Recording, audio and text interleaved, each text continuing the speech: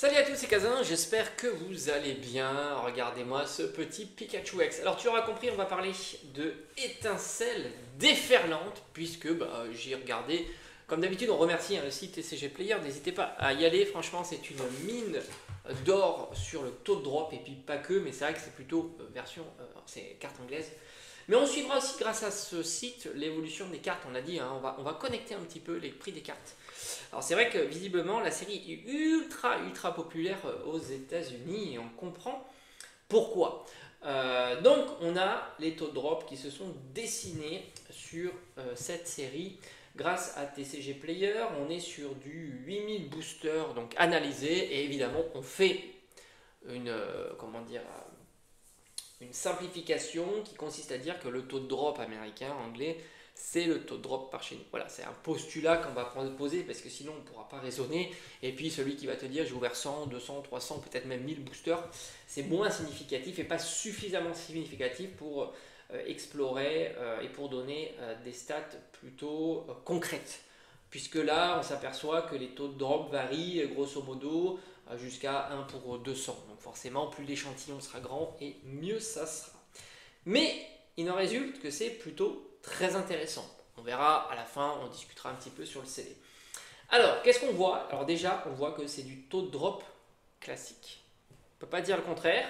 Il n'y a pas eu de mieux sur cette série-là, même si je l'avais souhaité souvent l'apparition de mieux, hein, surtout sur les SAR, et on ne déroge pas la règle, on est sur du standard. Je vais te rappeler un petit peu les différents éléments. La SAR qui est la carte la plus recherchée à chaque fois des séries Pokémon, donc des alternatives comme on appelle ça, tombe une fois tous les 90 boosters en moyenne. C'est évidemment une moyenne, hein. Tu peux ouvrir 300 boosters, en avoir 0, hein. C'est tout à fait possible. Les SAR, il y en a, ça va de Fermite jusqu'à le charme d'Atalante. Voilà, il y en a quand même beaucoup des SAR. Ce qui fait que 1 pour 90, ce qui fait que pour une SAR ciblée, on est pour 1 pour 1000. Pour te fixer une idée, 1 pour 1000, c'est assez classique sur la deuxième partie, on va dire, de Écarlate et Violet. 1, 2, 3, on était sur du... je crois que on était sur du 1 pour 30 boosters pour une SAR random. Et 1 pour, je sais plus, je crois que c'était du 200 ou 300, mais il faudra vérifier pour une SAR donnée. Là, on est pour 1 pour 1000, c'est plutôt classique avec les séries antérieures. Et pour te fixer un ordre d'idée sur Evo Céleste, parce que grâce aussi à TCG Player, on a les stats d'Evo Céleste, on est sur 1 sur 2000. Donc 2 fois plus compliqué de mettre la main sur une SAR donnée. Voilà. Pikachu qui est en tête des SAR les plus, alors je dirais plus recherchés, mais aussi donc plus chers. On tourne certainement entre 300 et 400 euros à l'heure actuelle. Alors franchement, je ne sais pas si ça va diminuer, si ça va augmenter. Ça, on verra. C'est le marché qui le fera. Et le marché, c'est tout simplement les acteurs, ceux qui achètent. Évidemment, ça sera aussi un rapport entre ceux qui achètent et ceux qui la drop et qui la vendent. Évidemment. Donc on verra par la suite si cette carte-là va monter. Et pour donner un petit exemple, on va dire, si on arrondit à 400 euros la carte, 1 pour 1000, c'est grosso modo en fonction de la proba de le tirer la même valeur que le Noctali de Evo Céleste. Voilà. Noctali, on est vers les 800 euros pour 1 pour 2000.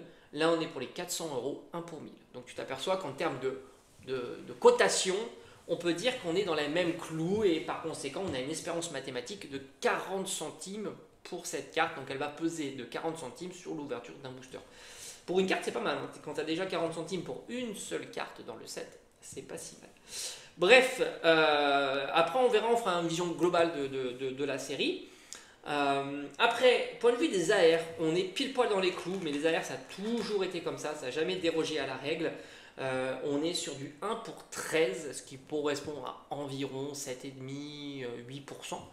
C'est la deuxième rareté qui tombe la plus souvent. Donc ça c'est intéressant de le noter parce que c'est quand même la rareté. C'est la deuxième rareté en termes de popularité et c'est la deuxième rareté en termes de drop. Donc ça c'est plutôt cool. 1 pour 13 ça fait environ 7-8% et on est pour 1 pour 300 pour une AR ciblée. Et qu'est-ce qui se distingue de cette série-là en AR ciblée? Évidemment le Latios qui est ici. Mais il ne faut pas sous-estimer d'autres AR qui ont un beau potentiel comme Hermure, le Créfollet, pourquoi pas Guerriègle et peut-être même Malvalam, Barpo qui sont plutôt très réussis. Voilà, donc là aussi c'est pareil, savoir les tendances, si ça va monter ou pas, franchement, j'en sais rien, mais on est dans les clous des statistiques. Un petit peu derrière, on retrouve les full art qui tombent pas si souvent que ça. Là aussi, on est sur les clous, hein, 1 pour 15 et 1 pour 300, une full art donnée. Donc les full art et données et les AR données, c'est à peu près pareil. Évidemment, il y a de magnifiques full art et c'est ce qui est intéressant aussi parce que tu retrouves des full art plutôt populaires et qui vont marcher hein, dans la série. Le Milobellus, le Kyurem noir, évidemment Pikachu X en version Terra et Latias. Ça a du potentiel et ça fait plaisir. Et peut-être même le petit Noix de Coco. Niveau dresseur, on dira que Atalante fait le travail. Voilà, je pense que Atalante se distinguera des autres cartes dresseurs. Point de vue des golds, bon, bah, c'est la cata, hein, c'est la rareté qui tombe le plus difficilement et ça se confirme avec les données. On est sur 1 pour 200, donc c'est un peu plus de 2 fois plus compliqué qu'une SAR classique et on est un peu plus d'1 sur 1100 pour une gold donnée. Donc tu vois vraiment l'impact que peut avoir la popularité du format de carte sur son prix, puisque le Pikachu X, bah, je pense qu'il doit valoir, alors je n'ai pas été voir, mais on doit être aux alentours d'une centaine d'euros. Je ne serais pas surpris lui de le voir diminuer parce que le format ne plaît pas malgré un taux de drop catastrophique. Donc tu vois, hein, c'est pas une question de drop, hein, le prix des cartes, mais bien principalement la demande qui fait exploser le prix de la carte, et d'autant que tu as des cartes catastrophiques, et donc c'est vraiment compliqué hein, de tomber une belle carte, puisque ça, on peut dire que tu es ultra déçu quand ça tombe. Mais voilà, le Pikachu X, ça sera une gold particulière de cette série, puisque malgré tout, on ne la verra pas s'écrouler comme certaines golds à moins de 30 euros. J'imagine mal ce Pikachu à moins de 30 euros, et franchement, si c'était le cas, ça serait juste exceptionnel. Et enfin, on va conclure sur les statistiques. Là, alors, je ne parle pas des Ace, hein, c'est classique aussi, mais on va parler des X double étoile classiques qui mélangent à la fois les terrains cristallisés mais aussi les formats classiques. En tête de ces cartes-là, tu retrouves, je crois, un Latias ou Latios, je ne me souviens plus. Voilà. Le Latias qui a un petit potentiel notable, le Nymphali évidemment, mais surtout, notre ami Pikachu qui se détache largement, puisqu'on est entre 10 et 15 euros, je crois, de la prix de la carte. Enfin, du coup, j'ai vu, hein. Alors attention, peut-être pas sur toutes les plateformes, mais j'ai vu ça sur eBay. Voilà. Bon, bref, peut-être que tu peux le trouver pour moins cher, mais en tous les cas, on m'a dit qu'il était plutôt intéressant et fort à jouer. On sait que ça a un impact significatif sur son prix, évidemment. Là, le taux de drop, il est pareil. On est pour 1 pour 6 boosters. Tous les 6 boosters, normalement, tu mets la main sur une des cartes comme celle-ci. C'est le taux le plus avantageux, évidemment. Mais bout à bout, ça fait un taux qui n'est pas si dégueulasse que ça. Et une X ciblée, on est pour 1%. Voilà, tout simplement. Tu as une chance sur 100 d'avoir le Pikachu X. C'est pas si mal. Et en fait, tu reviens encore une fois à la même question. Le prix d'une carte, c'est pas tant sa rareté, parce que même 1%, c'est quand même pas fréquent. Et tu t'aperçois que les prix sont vraiment très bas pour certaines. Par exemple, ce Nymphali, je pense qu'il vaut pas plus de 4 euros, peut-être même moins. Donc forcément, pourtant, sa proba est à 1%. Ce qui est relativement faible en termes général. Maintenant, cette série-là est évidemment un potentiel de dingo. Pourquoi? Parce que dans tous les formats de cartes, tu as des cartes intéressantes. Donc ça, c'est notable et c'est intéressant. Comme on avait discuté pour les SAR, quand tu drops une SAR, tu as un beau potentiel d'avoir une SAR recherchée. Je ne parle pas de son prix, je parle de rechercher. C'est-à-dire que la tendance sera toujours bonne sur ces cartes. Milobellus, Pikachu, Latias, et même, j'ai entendu dire, même le Trioxydre sont populaires. Et même aussi un petit peu de Noix de Coco, même s'il vaut une cinquantaine d'euros, mais 50 euros, c'est pas rien. Alors c'est vrai que la série est très jeune, et ce qui va diminuer, c'est pas dit. Parce que rappelle-toi, pas toutes les SAR diminuent avec le temps, certaines même ont tendance à monter quand elles ont été très peu chères. J'ai en tête le Tokorico, je crois, de je sais plus quel, Fight Paradox, quelque chose comme ça, qui était ultra pas cher à la sortie, puis il a un petit peu augmenté, progressé. De plus, tu retrouves des cartes dresseurs intéressants comme Charme d'Atalante. Donc ça, c'est plutôt cool. Donc, point de vue SAR, j'ai envie de dire c'est un beau potentiel. D'autant que on a des gros challengers, des cartes qu'on peut imaginer à plus de 200 euros. Ces deux-là en font partie, évidemment. Après, on a des cartes intermédiaires, peut-être 100 euros, 100 euros, etc., etc. Donc ça, c'est intéressant de voir qu'on a tout ça. On a évidemment la grosse carte Gold, c'est pas du tout donné à toutes les séries, donc ça aussi, c'est plutôt cool, même si au fond, on ne joue pas et on ne mise pas sur les cartes Gold, parce qu'on le sait, ça tombe très difficilement. De point de vue des full art, là aussi, on a des petits potentiels intéressants. Regard de Jasmine et Charme d'Atalante, on sait que ces dresseurs sont populaires. Et puis, sur les full art classiques, là aussi, tu retrouves quelques bangers, évidemment tractés prioritairement par le Pikachu X, mais aussi Latias, Kyurem et un petit peu le Milobellus, qui est quand même plutôt populaire. On va se focaliser sur les cartes dont le taux est le plus avantageux, hormis les petites X ou double étoile, c'est les AR. Là aussi, gros potentiel, puisque tu retrouves une grosse AR dans une série, c'est pas donné à toutes les séries. C'est aussi notable, il y a des séries où il n'y a pas de grosses AR, et il y a des séries où il y a plusieurs grosses AR. J'ai en tête la série EV2 par exemple, qui est pourtant une série qui n'est pas spécialement populaire, mais EV2 a le mérite d'avoir plusieurs SAR à fort potentiel, Raichu, Tyrannosif, évidemment le Magikarp, mais là aussi il ne faut pas sous-estimer, tu as un petit peu le même, on va dire la même pattern de séries intéressantes. Tu retrouves évidemment en tête le Latios, mais il y a des petits outsiders, alors non pas qu'ils arriveront à dépasser Latios, j'en doute pas, mais Hermure me semble aussi plutôt sympa. Peut-être, je m'avance un peu, un petit Furéglon ou même le Barpo que je trouve vraiment magnifique. Pourquoi pas Prisminion aussi qui est très joli. Bref, là aussi niveau AR, il n'y a pas de problème, ça va fonctionner. Et enfin la rareté qui tombe le plus souvent, la carte X, là aussi, il y a des petits trucs sympas, on en a un petit peu parlé, puisque l'on retrouve Latios ou Latias, je ne sais jamais, mais Nymphalie en tous les cas, Latias et le fameux Pikachu.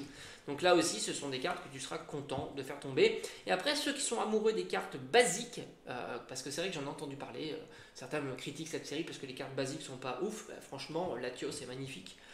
Créève, Créfollet, Créfadé, Banger. Tu peux voir le Togepi, Togetic, Togekis, plutôt sympa. Tu retrouves en plus du Miraidon, du Corédon. Alors peut-être pas Corédon, parce que je vois Miraidon, je me suis dit peut-être qu'il y a Corédon. Bref, c'est quand même sympa. Dedan est cool. Tu retrouves aussi Evoli, je crois qu'il est là. Evoli et Ronflex en carte. Voilà, Evoli, Ronflex, on peut pas dire que cette série néglige des Pokémon plutôt populaires dans les raretés les moins intéressantes. Donc là, franchement, je vois pas où on peut la critiquer. Je trouve qu'au final, c'est plutôt carton plein cette série. Après, évidemment, je me focalise pas sur mon avis personnel, mais sur la popularité des Pokémon. Voilà, tout simplement. Ronflex, c'est un Pokémon qui reste populaire. Evoli aussi. Bref, j'ai fait le tour un petit peu sur tout ce qui est taux de drop. Donc on est sur du classique. Malheureusement, c'est vrai que quand tu ouvres 100 boosters ou 200 boosters, tu n'es pas à l'abri de ne pas recevoir une SAR. Ce sont les mathématiques qui vont décider à ta place, c'est comme ça. On n'a pas d'assurance, ce sont que des probas. Forcément, après c'est toi et ta chance, comme on dit, tu peux même en avoir 2 ou 3. Tu peux même, c'est comme le gagnant du loto. Les probas ne sont pas derrière lui. Point de vue CD, alors de ce que j'ai pu constater, j'ai fait quelques boutiques comme ça pour mode touriste. C'est vrai que les boosters individuels CD, j'en ai vu pas mal, c'est assez curieux. Mais tant mieux, ça permet aux gens de collectionner et ou d'ouvrir, de pouvoir avoir de la disponibilité. Booster CD, on en trouve. Le TB, bon, je ne l'ai plus revu, mais normalement, là encore une fois, on devrait le revoir durant ces deux prochains mois, je pense bien. C'est assez marrant parce que peut-être j'en discuterai sur une prochaine vidéo, mais Zénith Suprême, moi j'en ai vu énormément, par exemple à la grande récré. Donc c'est assez marrant. Après, c'est vrai que le prix est pas engageant, je crois, sur la grande récré. Je me demande si on n'était pas à 45 ou 50 euros. Ce qui je trouve est quand même assez cher. Maintenant, Zénith Suprême, c'est une série qui va certainement disparaître à un certain moment. On n'imagine pas Zénith Suprême revenir chaque année. Est-ce que c'est les derniers coups de canon de Zénith Suprême en boutique? C'est pas impossible. D'autant que voilà, pour de l'ouverture, si tu trouves ce coffret à 40 euros, tu te dis pourquoi pas. 45, ça commence à être limite. Après, c'est sûr, si tu n'as pas les deux cartes promo, c'est plutôt pas mal parce que ce sont des cartes en plus qui doivent valoir 2-3 euros chacune, j'en doute absolument pas. Mais après, voilà, plus ça commence à piquer un petit peu, d'autant que, comme beaucoup disent, le budget sera alloué maintenant prioritairement à EV8, parce que si on veut en fait, beaucoup se focalisent sur l'efficacité un petit peu de leurs dépenses. Et forcément, EV8 a un beau potentiel, hein, ça c'est clair. Puis il ne faut pas oublier que le potentiel, il est aussi par l'imaginaire. Hein. C'est-à-dire que si beaucoup pensent que ça va monter, ça crée un phénomène, hein, ça c'est clair. Voilà, donc pour moi, EV8, c'est une très belle série. Elle a tous les ingrédients d'une série vraiment, vraiment super à ouvrir. Et puis regarde, les petites cartes stamp sont vraiment magnifiques. Pour moi, la déception, quand je vois les SAR, c'est vraiment la fermite. J'ai pas compris ce qui s'est passé. Ouais. Encore bon, Pondralugon, voilà, si on aime le Pokémon, voilà, après il est un petit peu trop présent sur la carte, il n'y a pas assez de Xeno, mais au final, ça va. Mais lui, Fermite, mais qu'est-ce qui s'est passé? Qu'est-ce qui s'est passé, Fermite? T'as fait quoi? Hein? C'est là je comprends pas, Fermite. Là, c'est pour moi, c'est incompréhensible. Non, sérieux. Sérieusement, c'est vrai que Fermite, c'est pas très compréhensible. Le reste, après, bon, après c'est vrai qu'on aimerait voir ça dégagé. Un peu comme ils avaient fait sur Force Temporelle, je crois, hein, où ils ont mis que des Pokémon. Et ça, franchement, c'est appréciable. D'autant qu'ils auraient pu mettre, imagine-toi si un jour une série, juste on terminera sur ça, ils mettent les SAR en version Gold, tu vois, comme ils ont fait là pour les deux.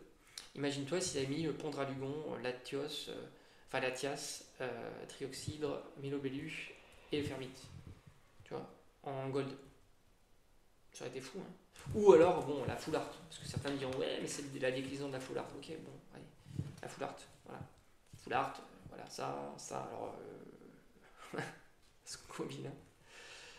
Voilà, tu vois, mettre ça, ça, ça, ça, ça. Enfin, tu vois, t'as compris le message, quoi. Tu te dis, ça va être. Et je pense que ça aurait fait plaisir parce que t'es quand même hyper angoissé quand tu ouvres un booster et que tu sais que t'as une gold et que tu peux avoir ça, quoi. Ça, et surtout que tu as 3 chances sur 6. Non, tu as 4 chances sur 6, pardon. Donc 2 chances sur 3 d'avoir ça, quoi. Aïe, aïe, aïe. Bref, je souhaite de la chance à ceux qui vont ouvrir du EV8 pour dropper les bonnes cartes. Voilà, tout simplement. Allez, je vous dis à bientôt. Merci d'avoir écouté cette vidéo. Ciao, ciao.